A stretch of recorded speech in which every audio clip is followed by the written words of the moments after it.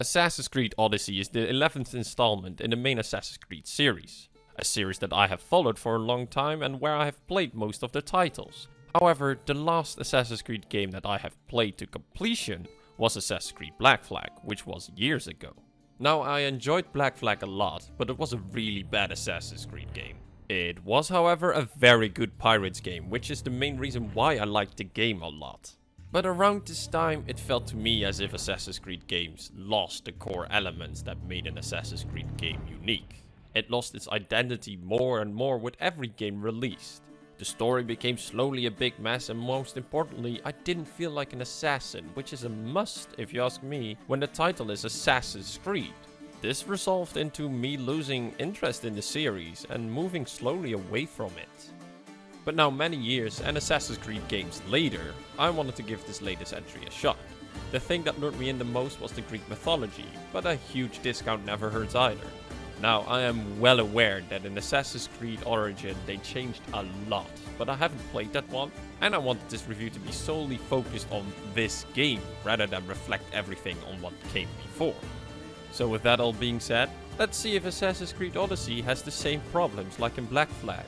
Or maybe took steps in the direction that is closer to the roots of the series. But most importantly, let's see if this is a good game and is worth your time and money.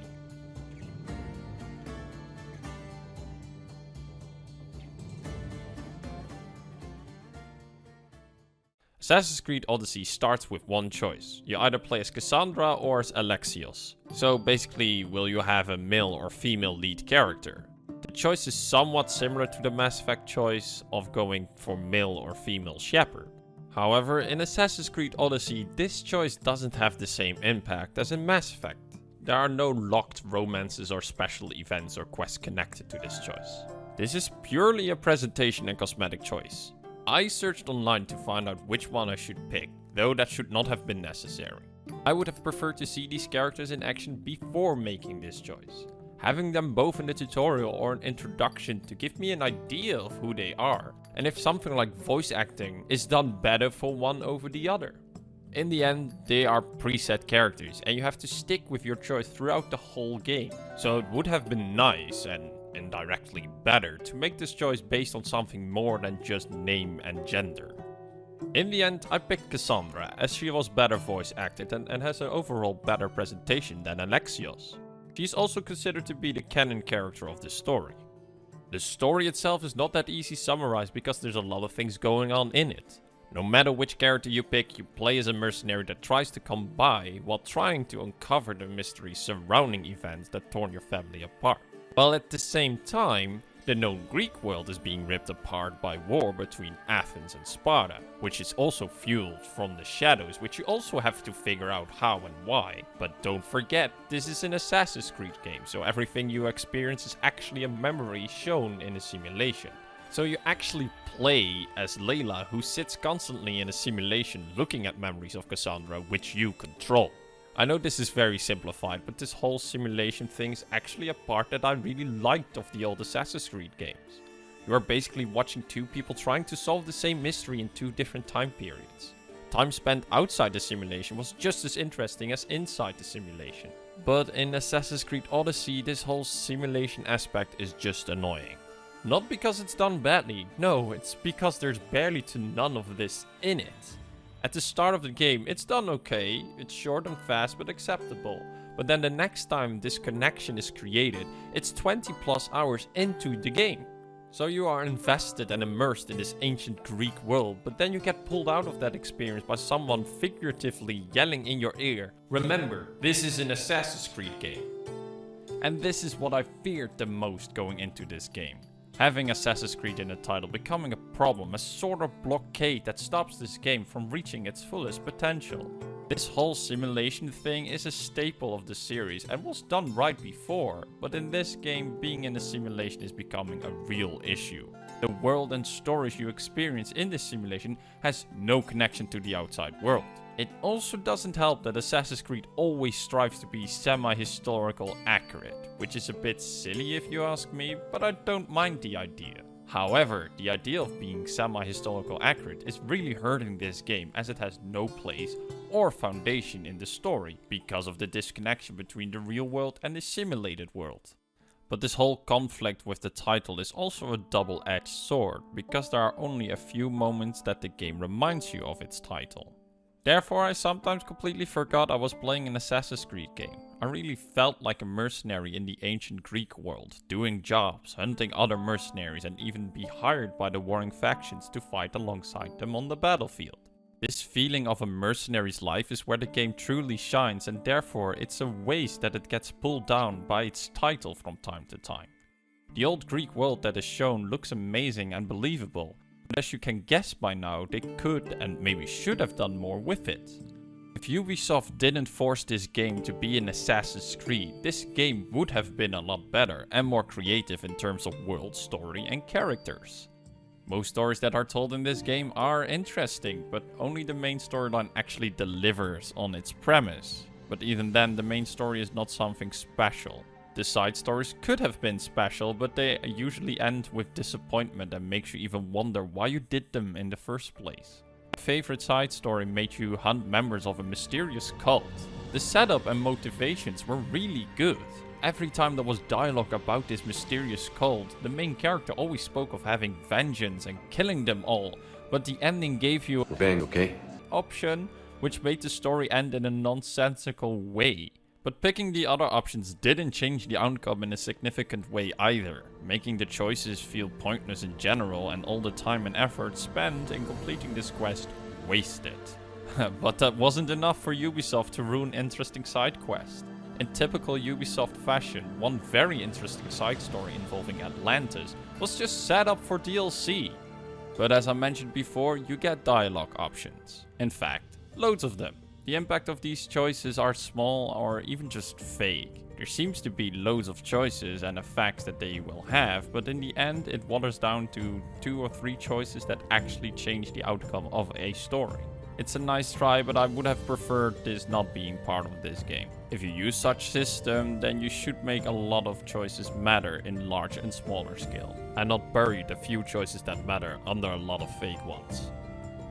The side characters you meet on your journey are okay. These are of course the historical accurate characters. Think of Socrates, Leonidas or Hippocrates. However, because they are forced to be historical accurate as much as possible, you basically know their character from the start. I would say the main characters are very basic and almost stereotypes. You are a woman or man from Sparta, so you are by definition strong and won't develop further from that point. I wouldn't blame this on the game being an Assassin's Creed game, but when you look at other characters of the series, this is very bland. Still, I was glad that I picked Cassandra over Alexios, as her voice acting job was done well. I had to get used to the accent she and all other characters in the game spoke with, an obstacle to overcome in less than an hour or two, but the longer I played the game, the better the voice acting seemed to be. Where other characters sounded just okay, she sounded good. It made her character solid and most of the time believable, even though she was portraying a simple character. But then there's the combat, and I got to say it's a fine combat system, especially for an Assassin's Creed game. It didn't completely ditch stealth, but in Assassin's Creed Odyssey it doesn't favor stealth like in the older games. It did maintain the parry and counter system in the combat, but it enriched it with some RPG elements. The combat forces you to focus a bit more on enemy movements. You can't parry all attacks with just one button. There's a visual cue to know which attack you can or cannot parry. But once you have fought against enemies that use specific types of weapons, you start to recognize and memorize these patterns, as their combos sometimes have openings you can use. It gives you a clear advantage in battle, yet the game will never be too easy, as timing is still very important. The game also has a leveling system, where every time you level up, you get a skill point. You can invest these skill points in 3 different skill trees, each with their own focus. Hunter focuses on bow, warrior on melee weapons, and assassin on stealth. The higher your level, the more you can upgrade these skills and unlock new ones. A higher level also means that you can equip better gear, which improves your stats. Overall, these are very standard RPG elements, but executed very well. With this leveling system comes also a scaling system. The world, quests, items and XP gained scale upwards with your level. This prevents older areas to become too easy or pointless in late and end game. You can do all the things you want to do before moving to the next area, without worrying if you become too powerful. All areas have a soft cap though. Once you pass this cap, the area will scale up with you, but will stay 2 levels below you. The difficulty will not be affected that much, but the items and XP gained will not be on par with your current level. Overall, the combat system is pretty solid. It's a lot different from the older Assassin's Creed games, but this is a change I don't mind. However, the combat system has 2 major flaws that I ran into. The first flaw is that despite having well executed RPG elements in the leveling system, it lacks an overarching depth, closing the door on creating different builds and playstyles. Maybe at the start of your game you'll have a different build than others, but in the end game it's very similar, where builds are focused on a balance of all 3 skill trees. You can force yourself to, for example, only focus on assassin skills. The combat system is not in favor of doing that. The second flaw is that even though hay-bale turtling is gone and assassinations are not guaranteed kills, there are still a lot of ways to exploit the combat system. My personal favorite is the high ground tactic. When I get spotted, I just get on the high ground, wait for the enemies to come to me and just kick them off the ledge or roof, letting fall damage kill them. There's only 1% of the enemies where this tactic doesn't work with, so when you are in a tight spot, think of the high ground. Furthermore, there's of course naval combat in this Assassin's Creed game. Somehow that is more of a staple of the series these days than actually being an assassin. The naval combat is just as solid as in Black Flag, with just a couple of tweaks. Nothing really worth mentioning other than that it's in the game. There are a lot of cosmetic items for your ship. Some you can find in the world, but most are locked behind a paywall in the shop. And every time I was traveling through the enormous map on my ship, I was missing the sea shanties from Black Flag. But that brings me to the last major flaw in this game. Ubisoft is known for making their open world maps in a specific way, and Assassin's Creed Odyssey is no exception to this rule. It's basically one super big Ubisoft map, with 10 smaller yet still very big Ubisoft maps in it, with a lot of water in between them. And you would think with a big map comes a lot of content, but that's not part of the Ubisoft design, as most of the map is one big empty wasteland. And the few points of interest that are on the map are always standard Ubisoft busy work things, which mean that if you are freely exploring, you will do a lot of the same things. Go to a cave, camp or fortress, kill X amount of bandits or animals and loot X amount of chests or collectibles. And from time to time you climb on a tall building or a mountain for a synchronization location. And sometimes you find a quest, which is usually kill an X amount of bandits or animals or looting a certain item at a certain place. Personally, I'd rather have a small map packed with lots of different types of content than a super large map that looks pretty but is mostly empty and has constantly the same kind of content. But unfortunately, Ubisoft still hasn't got that memo on map design. But let's wrap up this review. Assassin's Creed Odyssey is a terrible Assassin's Creed game. It is, however, a very good living the mercenary life in a fictional Greek world game. There is a shallow yet solid combat system in this game that is backed up by simple but well executed RPG elements. Unfortunately, the story and characters are held back by the unhealthy way Ubisoft tries to force a brand onto this game. This is by no means an Assassin's Creed game, as it has barely to none to do with Assassins, nor the previous game's stories.